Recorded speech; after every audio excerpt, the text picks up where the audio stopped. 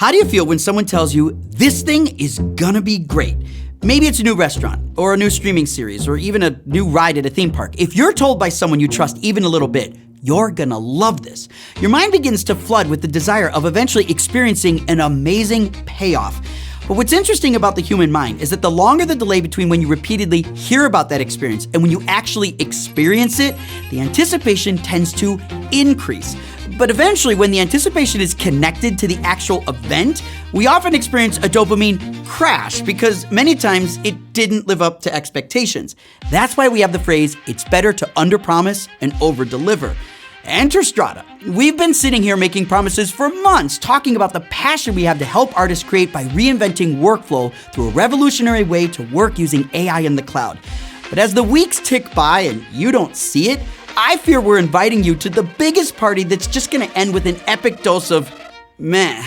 So just know that I'm aware of the under-promising, over-delivering thing, and that's why transparency is so important to us. It's also why I'm excited today to show you the very first look at the design and flow of Strada. Neil Ishibashi is our head of design, and the pressure is on him to deliver something totally original. Back in episode 4, we built an early Strada simulator. Thankfully, we're a long way from that. And while it's tempting for Neil and our head of engineering, Austin Case, to just pick up pens and start sketching, they instead started with something far more important, to build Strada's design principles. The reason this is important is because we want everyone working at Strada to orient around the same values which help us ensure that everything we build is not only complementary, but swiftly scalable. In other words, before we can see how Strada is designed to look, we have to know why it was designed that way in the first place. Our first design principle is that Strada is designed to be pro. My favorite word. We know our customers are professionals, so everything we do must meet pro expectations. Some products are easy to pick up because they're designed for hobbyists or mid-market users, but there's often a gap that prevents these tools from meeting the needs of professionals. By designing for pros from the start, we want users to instantly know the people behind Strada understand how important professional tools are. We speak the same language, and we're not developing Strada the easiest way it is to engineer. Instead, we're building Strada the way professionals prefer to work. Our second design principle is that the technology beneath Strada is invisible. When Strada is running 100 complex tasks simultaneously, there should be no visible difference to the user than when it's running one simple task. In other words, the user shouldn't be aware of how complicated Strada is. You're eventually going to do some pretty heavy lifting in Strada, and to do this, our infrastructure is exceptionally complex, especially since we think we're doing several things that no one else has done in the cloud before. And when we put that extra work to make complex things invisible, it means you can move faster and focus more on telling stories. Our third design principle of Strada is to be flexible. One of the reasons cars are built so well is because it's one of the few industries in which engineers who design them drive them to work every day. See, a lot of companies that make tools for content creators don't actually make content themselves. If you don't understand why creatives create or how creatives create, which by the way can be illogical at times, you risk making a product that cannot flex to take on the desired form of each user. Marker? At Strada, our team doesn't just develop the tech, we shoot with it too. And this helps us prove it will flex to meet your needs. One person recently commented to me, so is Strada making one workflow you want everyone to adopt? Absolutely not. We are building an ultra high performance vehicle that you drive. We're not building a chauffeur. We're even designing the infrastructure to be flexible, meaning we've got hooks in the tool to make rapid changes or enhancements to Strada that are inspired by your feedback. So now that we have our design principles, we can begin laying out the design foundation in order to make Strada something you can interact with. A few weeks ago, we sat down and laid out our initial features, which we called the 4 T's. The 4 T's are outlined in episode 14, so if you haven't seen that, please go back and watch so you understand how our time to value strategy aligns with our design strategy. So Strada's foundation rests upon a new way of transferring, transcribing, transcoding, and analyzing. So how do we turn those into an easy to navigate web app? Well, it all starts with a process I've been using for years. I mentioned it way back in episode 2, and I call it Talk and Tinker. What Talk and Tinker really means is to assemble people at a moment's notice and have creative discussions without being driven by a schedule or an agenda.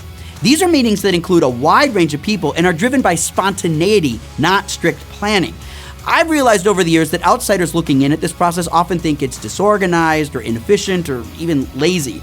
But the reason I do it this way is because I don't like the typical way leaders build products for two main reasons. First, most people who run product teams are traditionally not the people who build the actual product. Again, think back to my car analogy. This means there are often knowledge and communication gaps between parties in the same meeting. The second reason is people who lead product teams, especially remote ones, have been taught to habitually book routine meetings and publish preset agendas with clear objectives without the necessary experience or skills required to actually solve the problems. When you have tough problems to solve, none of this invites spontaneity. I'm not saying there's no place for paperwork or preparation, but I've seen people act like they're the foreman of a jury, and they get frustrated when conversations get too emotional or they start to wander. Emotional reactions and cerebral wandering is actually what I'm looking for. You need to create environments that cultivate that type of response to get to the good stuff, which is why what's most frustrating for me is when the jury foreman cuts off the meeting and projects a sensation of failure when we're unable to reach a verdict in the allotted time. That's not how my teams work. What responsible parties need to arrive at an actionable solution is inspiration and patience. What they don't need is an alarm clock. When you talk and tinker, I find the conclusions are not only better, the overall process is less stressful. Deadlines don't get pushed, each contributor feels more invested, and the results are less likely to require a late-stage pivot. These are the ingredients that we need in order to get this right. This is especially true because the Strada platform is assembling several technologies together in ways that haven't necessarily been done before. Neil gets this in spades, so he took his time talking and tinkering, which allowed him to create his initial pass on Strada's user interface. So to best explore this, I want to show you what Neil came up with and presented to us without interruptions so we can all get our first tour of Strada from the mind of its designer. What we're going to look at right now, it is grayscale, it's wireframes. We don't want to get hung up on how things are looking or feeling. We want to go through the flow of the experience. Start here, got to sign in. We have Google authentication, so that is all access, boom, we could click into that. And now all your media is getting pulled up. Now, if you want to select specific drives within that cloud drive, then you could go down and kind of filter through them. We want to kind of make the magic of analysis happening in the background, but really showing that like, okay, well, if I select people, then it'll give me my options for all of the analysis that's happening. I'm gonna see the bride, I'm gonna see the groom, I'm gonna see the groomsman. And now I'm in the project builder, right? So I'm seeing that my media is here. If I select any of my media, I can now look and go, oh, wow, this metadata analysis is pretty neat. So I could see where all the people are within a timeline. I notice real quickly that there's an editor here, there's transcription, there's history. Let me start playing around with this tool. So I'm gonna select this, scale it down to 75%. I'm gonna click on transcription, and this is a ceremony. So you can see from the earliest times. No, that should be earliest times. Let me click in there and edit that. If I go to my history, all the editing that I just did, I'm able to kind of track that and see where I'm at. And this is a way to also kind of revert back. And then I'm like, all right, well, what is workflow? So now I could go to my workflow view here and see that that asset is ready to go. But you know what? I actually want to add more media. So I'm going to click on thumbnail 3. If I right click, I can instantly add that to my workflow. I got my 2 pieces of media here, but I actually do want to add more media from my drive. Oh, there's a way for me to filter down by people. If I hit bride, these would be all of the video clips with the bride in it. I'm going to select this one, and then I want to go to workflow. So here are all the 3 assets that I want to export of my workflow. Get a confirmation screen. Boom. When I start running, you'll see that the processing is going on up here to export the media. And then I could go and check out my Google Drive and see all those updated files. I want to prepare this video for YouTube also. So if I right click on this, now I could see that there's Express Export presets, go to YouTube. Now it'll just automatically run that and then save another copy. That's running on its own. I didn't have to go to the workflow builder. When it's done, I have the history of all the versions that I've just saved. That's pretty cool. So with that, the interaction with the platform is beginning to take shape, and I think we've come up with a professional, invisible, and flexible way to deliver a powerful tool that can do a lot right out of the gate without needing a lot of explanation or training. In fact, if you missed it, in our upcoming private beta, Strada users will be able to log in, connect clouds you already pay for to each other, and allow you to share designated assets to your team so you can transfer, transcode, transcribe, translate, and analyze batches faster than anything else in the market.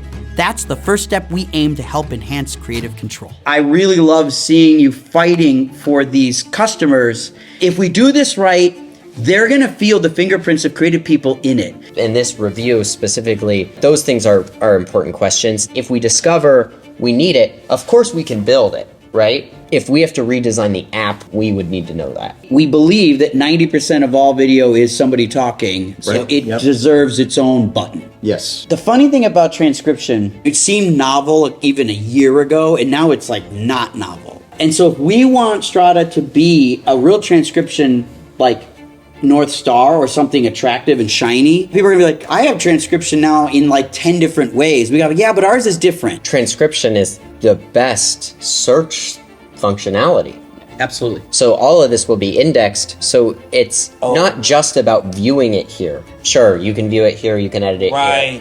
But it's also the backbone of search. You search I do, and it instantly filters to just the clips that have that. Yeah. One day down the line, could you say, like, I want to just create an XML that just has all the bride footage, and then you could just have, like, your bride selects that you could just be browsing through, or that, or like a folder, I guess, of clips. So you're curating things, and you kind of get this opportunity to prepare unique individual modifications to the asset before it goes through the workflow. If there's a boom mic in a shot, right, that doesn't make any sense to go through a workflow, right? Because it's in a shot. And then you'd go through all the other ones and you say, all of these should be DNX, right? So you can remove the boom mic from one shot and have it in the same workflow as everything that's going through DNX, right?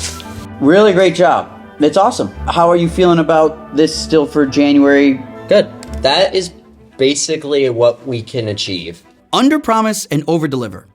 It's not really my style, to be honest, and I don't want to apologize for that. I'd rather swing for the fences. Can you see where we're headed with this? Well, let's take a look back at what we've been cooking up in the Building an Alpha series. In episode 9, we started by showing how AI can up-level your footage during an edit by combining several AI tools together to restore it. This workflow will be totally normal for nonfiction projects 3 years from now. But the downside is that you can only do one step at a time and you create lots of iterations in the process. So there's a lot of opportunities for innovation there. In episode 10, we examine how filmmakers always want to create and control signature looks. This is why lens choices to establish an analog texture are so crucial. Now, AI doesn't really let you have analog control of looks yet, which is a big problem that needs to be solved in order to have the control I want in image capture. In episode 11, we looked at how AI on an iPhone 15 can be used to generate synthetic depth of field to simulate the look of prime lenses. On a small screen, it's pretty impressive, but it's got problems with quality, resolution, compression, and precision. At the end of the day, it's easier to use a real cinema camera than force an iPhone to perform like one. Or is it? Definitely some opportunities in there. In episode 12, we explored AI terminology and examined the difference between large models and fine-tuned models. Creative control will likely come best for creatives with fine-tuned models. In episode 13, my favorite episode by the way, we discussed who AI tech is best positioned to serve and how we predict it will get adopted, especially when it comes to skeptics. Then in episode 14, we kicked off what we called the Alpha Sprint, where our team outlined the foundation of Strada, which we call the 4 Ts. And now in episode 15, we show how to take a wireframe of the 4 Ts and begin to turn that into an experience you can use.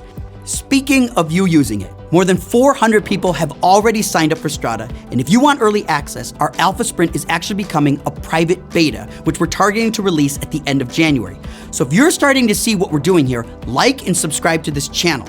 Follow us on other social platforms, sign up for Strada, and ask to be part of the private beta.